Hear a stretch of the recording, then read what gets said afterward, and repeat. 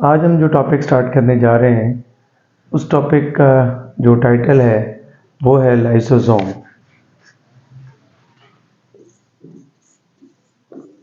Lysosome जो है, जैसे कि हमने कल ये डिस्कशन की थी कि जो गोल्जी अपरेटस है उसमें से कुछ वेसिकल्स जो हैं वो बनकर रिलीज़ होते रहते हैं और वो जो वेसिकल्स होते हैं उनके अंदर डिफरेंट किस्म के एंजाइम्स और डिफरेंट किस्म की ग्लाइकोप्रोटीन्स और ग्लाइकोलिपिड्स इनक्लोज्ड होते हैं।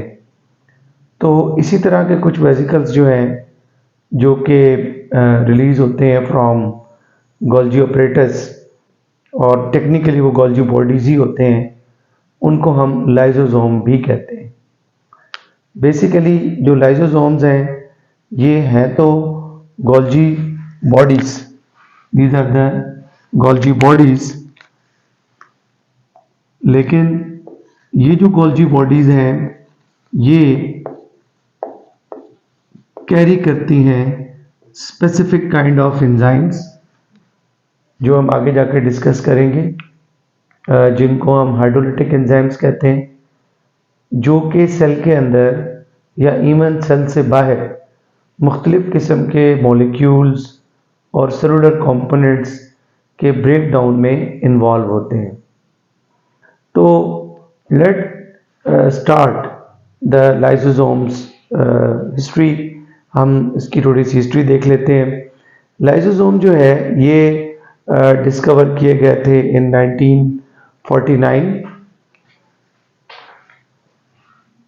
इनको 1949 में डिस्कवर किया था एक साइंटिस्ट ने जिसका नाम था डी डेफ, and he isolated these lysosomes from phagocytes. Isolated lysosomes from phagocytes, which are the kinds of white blood cells. ये ख़ास किस्म के वाइट ब्लड सेल्स होते हैं विच आर द फैगोसाइट्स, जो कि हमारे इम्यून सिस्टम में बहुत इम्पोर्टेंट और बहुत वाइटल रोल जो है वो प्ले करते हैं। अब हम इनका थोड़ा सा स्ट्रक्चर देखते हैं। बेसिकली जो लाइसो है, लाइसो और सोम, ये ग्रीक लैंग्वेज के वर्ड्स हैं।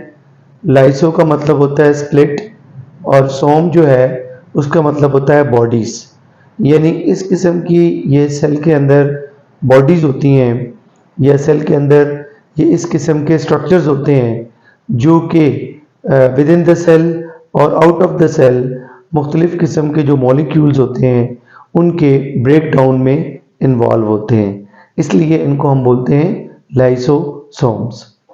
अब हम इनका स्ट्रक्चर देखते हैं कि how it structure is. Basically मैंने आपको जैसे कि बताया कि जो लाइसोसोम्स हैं these are small membranous vesicle, this is the membrane and inside them there are some kinds of enzymes जिनको हम हाइड्रोलिटिक एंजाइम्स का नाम देते हैं। हाइड्रोलिटिक एंजाइम्स मोस्टली जो लाइसोसोम्स होते हैं दे हैव हाइड्रोलिटिक एंजाइम, इनके अंदर हाइड्रोलिटिक एंजाइम्स होते हैं और यही एंजाइम जो हैं ये मुख्तलिफ मॉलिक्यूल्स जो होते हैं, macro molecules like proteins, carbohydrates, lipids, उनके जो ब्रेक डाउन है उसमें ये इन्वॉल्व होते हैं। लेकिन इसके अलावा जो लाइसोसोम है ये अगर हम इनका डायमीटर देखें तो इनका जो डायमीटर है वो अबाउट 0.2 टू 0.5 माइक्रोन मीटर होता है एंड लाइसोसोम जो हैं they are found in every kind of eukaryotic cell, whether that is the animal cell, whether that is the plant cell, whether it is the cell of fungi, that is the hyphae, they are found in almost every kind of eukaryotic cell. In case of plant cells, जो एक food vacuole होता है plant cells के अंदर, that act as lysosome as well in case of plant cell.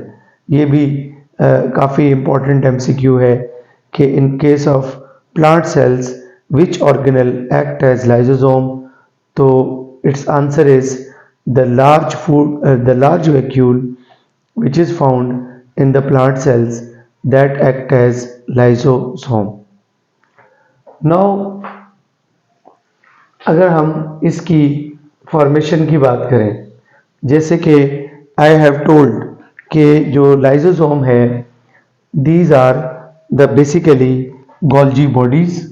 Here you can see the structure of cell, and here is the nucleus, और ये इसका सारा साइटोप्लाज्म है। अब इसमें जैसे कि आपको पता है कि गोल्जी ऑपरेटस जो है they are present, that we have discussed in last lecture, that is called Golgi apparatus, that is actually stack of cisternae. तो जो गोल्जी ऑपरेटस होता है इसके जो मैच्योरिंग फेज होता है इस तरफ से छोटे छोटे वेजिकल्स जो हैं वो बनकर बर्ड ऑफ होते हैं जिनको हम गोल्जी वेजिकल्स या गोल्जी बॉडीज कहते हैं। अगर इन गोल्जी वेजिकल्स में हाइड्रोलिटिक एंजाइम्स इनक्लोज्ड हो तो फिर हम इन गोल्जी वेजिकल्स को नेम देते हैं primary lysosome. These are called primary lysosome. जो प्राइमरी लाइसोसोम्स होते हैं ये बेसिकली वो लाइसोसोम्स होते हैं जो कि गोल्जी ऑपरेटस से बर्ड ऑफ होते हैं। तो when they are just circulating into the cytoplasm containing their enzyme, then they are termed as primary lysosome. ये जो प्राइमरी लाइसोसोम्स होते हैं they perform multiple role in the cell और even out of the cell. Sometime जब cell phagocytosis के जरिए, here it is phagocytosis. Phagocytosis is actually the process in which some food particles are engulfed by the cell through enfolding of cell membrane. Now you can see the cell membrane is going to enfold, and then this food particle will be taken up by the cell inside the cytoplasm in the form of food vacuole. तो जब कोई भी lysosome जब कोई भी food particle cell के अंदर engulf होता है by cell membrane, and if that food particle is solid in nature then this is called phagocytosis, and as a result of this phagocytosis जो एक स्ट्रक्चर बनता है सेल के अंदर that is called as lysosome. ये जो lysosome होते हैं ये that is called as food vacuole.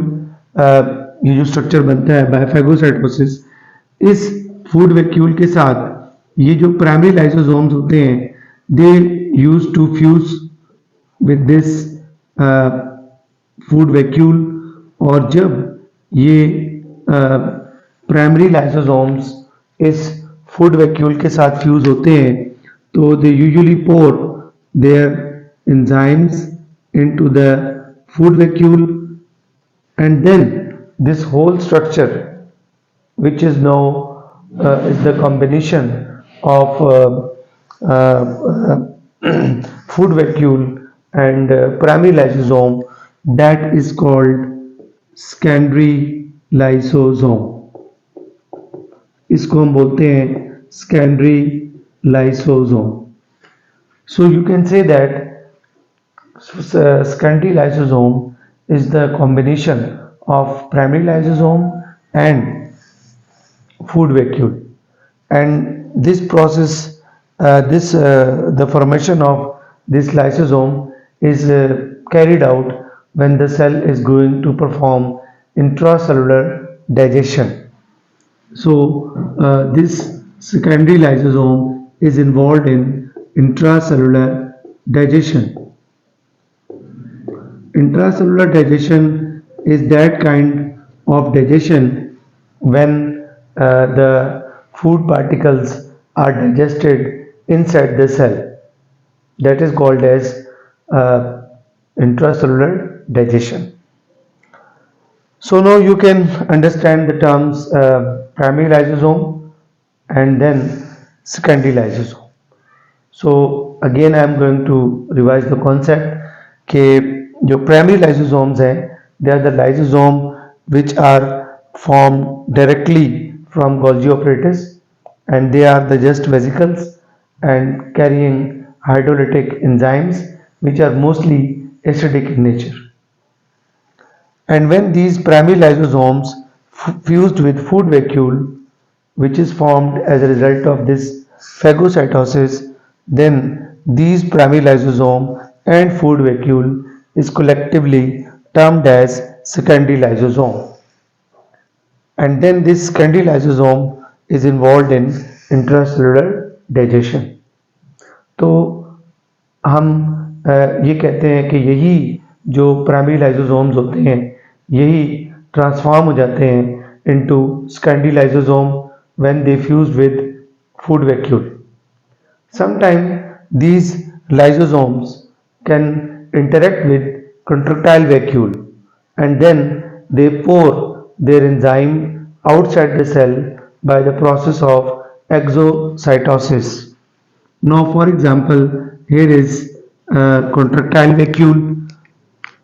Contractile vacuoles are mostly involved in removal of some waste materials or some other materials from the cell to its outside.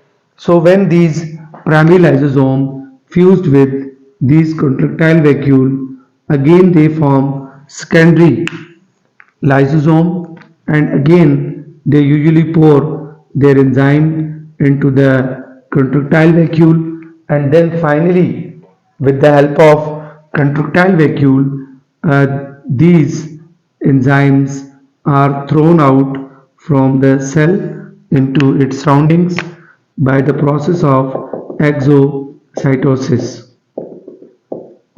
This is now you can see exocytosis. Cell जो है वो इन enzymes को अपने internal environment से release out करके बाहर निकाल देता है. तो इस प्रोसेस को हम बोलते हैं एक्सोसाइटोसिस. याद रखें कि जब कोई भी चीज़ सेल के अंदर अपटेक होती है तो दैट इज़ द एंडोसाइटोसिस, और कोई भी चीज़ जब सेल थ्रू सेल मेम्ब्रेन उसको बाहर निकालता है तो दैट इज़ कॉल्ड एक्सोसाइटोसिस. तो these lysosomes are involved to release their enzymes outside the cells, and that is called as exocytosis. Because बहुत से organism like in human body digestion जो है वो outside the cells भी होती है. जैसे कि स्टमक के कैविटी में डाइजेशन हो रही है प्रोटीन्स की, और सिमिलरली जो हमारी स्मॉल इंटेस्टाइन होती है ड्यूडेनम एंड जेजुनम और इलियम, वहाँ पर भी जो है वो केमिकल डाइजेशन होती है. तो उन जगहों पे जो डाइजेशन होती है that is called as extracellular digestion. तो उस वक्त वहाँ पर जो एंजाइम पोर आउट हो रहे होते हैं, वहाँ पर जो एक्ट कर रहे होते हैं, they are released by respective cells through exocytosis into these cavities. यानी जो स्टमक के जो सेल्स हैं उनके जो लाइसोसोम्स हैं वो एंजाइम्स को स्टमक के चैम्बर में डालेंगे.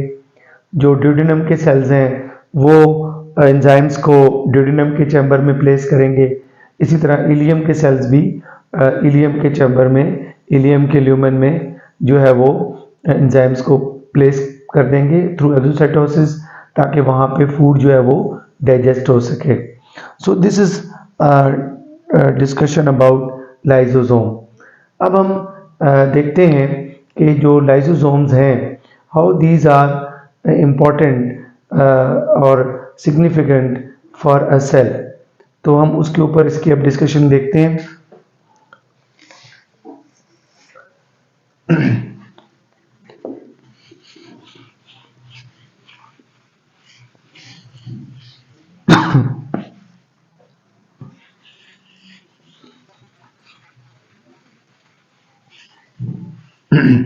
Now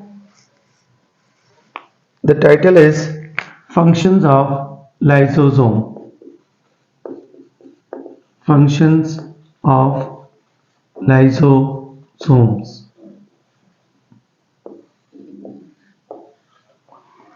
Lysosomes जो है, as I have told, कि they are very much important organelles of the cell। तो अभी हमने डिस्कशन जो पीछे की है सारी, उसके साथ हम इसको डिस्कस करें तो लाइसोसोम जो है, these are involve in intra and extracellular digestion.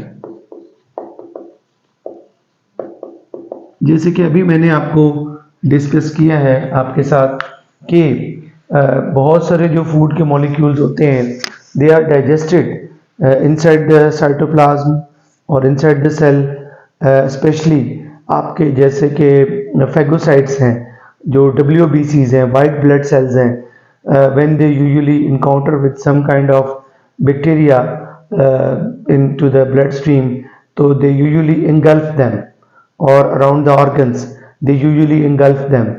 तो जब वो इनको इंगल्फ करते हैं बैक्टीरिया को, तो वो फिर उन सेल्स को, उन बैक्टीरियल सेल्स को या उन एंटीजेंस को, ये जो फेगोसाइट्स होते हैं, ये अपने अंदर डाइजेस्ट कर देते हैं। तो जब भी कोई फूड का पार्टिकल या कोई भी कंपोनेंट सेल के अंदर डाइजेस्ट होता है, तो उसको हम बोलते हैं intracellular digestion. On the other hand, जैसे कि मैंने आपको बताया कि हमारे माउथ में स्टार्च डाइजेस्ट होता है, स्टमक में प्रोटीन डाइजेस्ट होती हैं, इंटेस्टाइन में protein, starch, lipids, nucleic acids, वो सब चीज़ें डाइजेस्ट होती हैं। तो जो चीज़ें हमारे स्टमक के चैम्बर में डाइजेस्ट हो रही हैं या हमारी इंटेस्टाइन्स के ल्यूमेन में डाइजेस्ट हो रही हैं, तो उसकी जो डाइजेशन है उसको बोलते हैं एक्स्ट्रा सेलुलर डाइजेशन। तो इन दोनों किस्म की जो डाइजेशंस होती हैं, इनमें लाइसोसोम इन्वॉल्व होते हैं।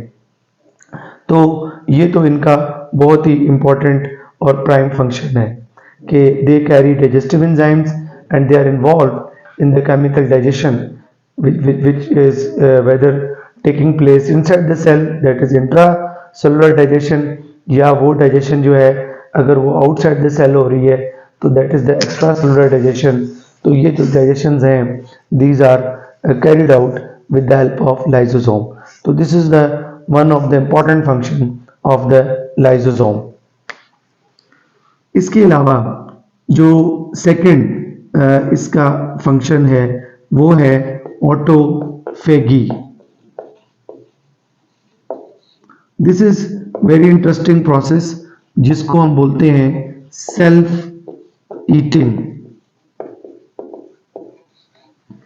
सेल्फ ईटिंग सेल जो होते हैं उनके जो ऑर्गेनेल्स होते हैं, व्हेन दे बिकम ओल्ड, तो ये जो जैसे माइटोकॉन्ड्रिया है, तो ये जो ऑर्गेनेल्स जो जो ओल्ड होते हैं, तो सेल्स क्या करते हैं कि इन ऑर्गेनेल्स को रिसाइकल करने के लिए पुराने ऑर्गेनेल्स को सेल्फ डाइजेस्ट कर लेते हैं।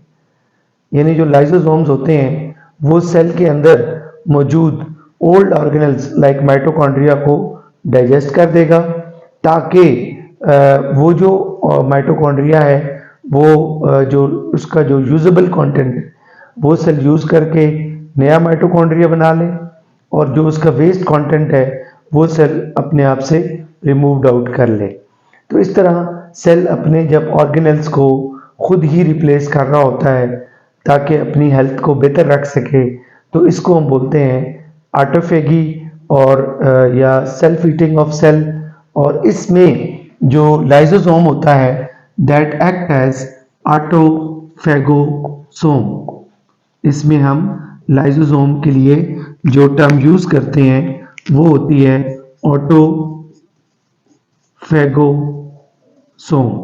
So autophagosome is formed when cell is going to perform autophagy, that is the self-eating, in which the cell engulf its own organelles.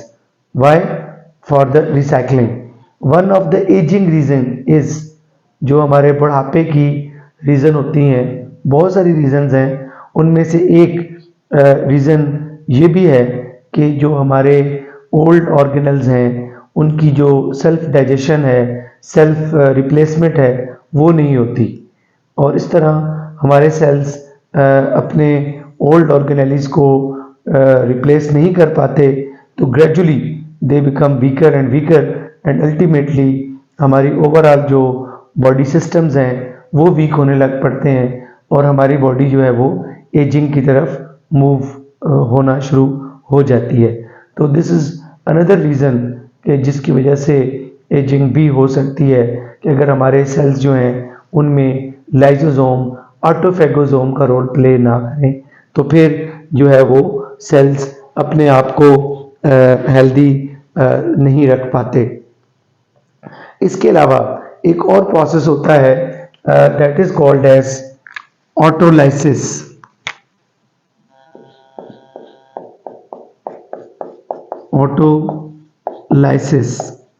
Autolysis को हम एपोप्टोसिस भी कहते हैं। Apoptosis, this is again very much important process in the body of the organisms. इसमें यह होता है कि सेल्स एक खास टाइम के बाद अपनी जो डेथ है वो खुद ही कमिट कर लेते हैं, सुसाइडल डेथ। यानी सेल जो है वो एक प्रोग्राम के ज़रिए एक प्रोग्राम डेथ को कमिट कर लेता है और अल्टीमेटली सेल जो है वो डिस्ट्रॉय कर लेते हैं खुद को। इस प्रोसेस के ज़रिए हमारी बॉडी में जो कैंसर सेल्स बनते हैं they are replaced by the body itself, वो भी ख़त्म होते रहते हैं ऑटोलाइसिस के ज़रिए। ऑटोलाइसिस का मतलब है सेल्फ डिस्ट्रक्शन, कि सेल अपने आप को खुद ही